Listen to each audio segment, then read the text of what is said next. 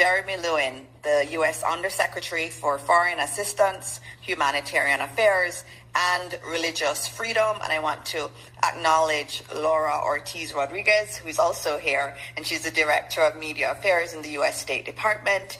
And of course, Scott Renner, the chargé here at the U.S. Embassy in Kingston, and other members of the U.S. government team here. This is going to be very short.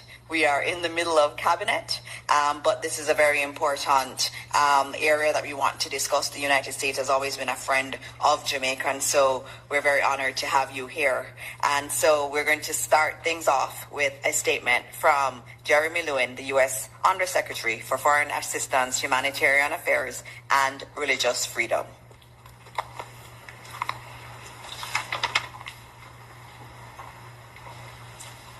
Thank you so much.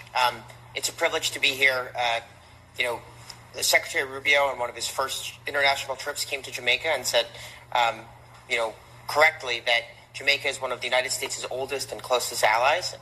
And that means we will be here in the good times and also in the bad times. So we are very fortunate that we were able to mobilize a tremendous amount of U.S. government resources to help respond in the early days of this crisis. We formed a disaster response team even before the hurricane made landfall. They were able to get here, within a day, as soon as the airports and air infrastructure allowed them to come. We brought search and rescue teams from LA and Fairfax County, 70 personnel that we brought in here. They had dogs and chainsaws, and they're experts at sort of moving roads, finding people, rescuing them from difficult situations, and then almost immediately started bringing humanitarian assistance in from our hubs, activating our network of partners, NGOs, from Samaritan's Purse to the UN World Food Program, and in addition, the United States Department of War has significant assets in the region, which we are able to, bring under our control. So we were able to bring in heavy lift helicopters, nearly 100 military personnel.